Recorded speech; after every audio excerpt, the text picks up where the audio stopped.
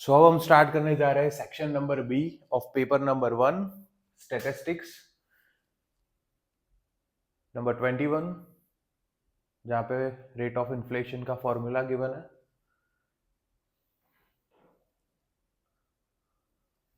Number 22, the main limitation of scatter diagram method.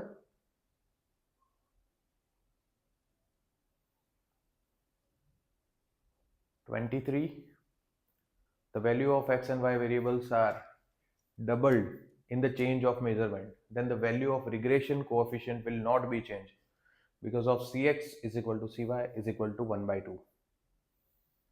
Next, the value of y of the 8th week. Here y cap is equal to 25.1 minus 1.5 t, where t is 8. So ये जो 8 value है वो हम यहाँ पे put करेंगे और हमारा आंसर आएगा 13.1. Next, mutually exclusive event. So meaning of mutually exclusive event, suppose A and B are any two events of a finite sample space U. Event A and B do not occur together. मतलब event A और event B में common कुछ भी नहीं है.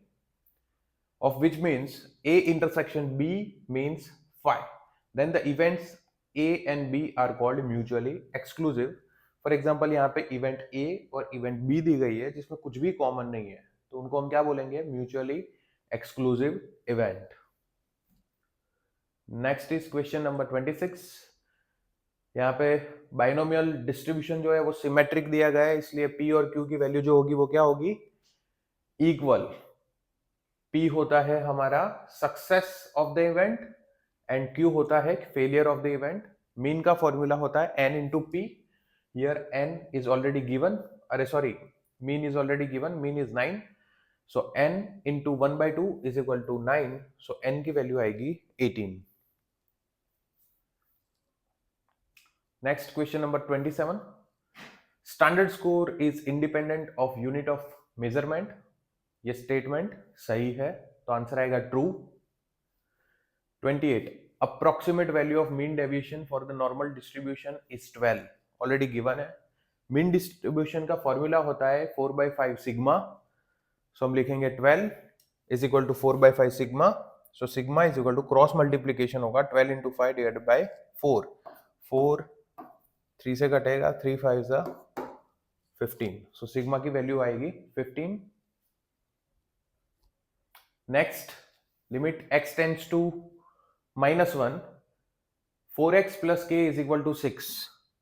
सो हमें k की value find करने का बोला है. सो फाइनली x की जगह पे हम -1 की वैल्यू को पुट करेंगे, कैलकुलेशन करेंगे. सो k की वैल्यू आएगी k is equal to 10. And last, question number 30, marginal cost. The change in cost due to small change in the production is called marginal cost. कि जब भी हम production करेंगे तो थोड़ा सा चेंज आएगा, वो माइन्यूट चेंज जो होगा उसको हम क्या बोलेंगे? Marginal cost.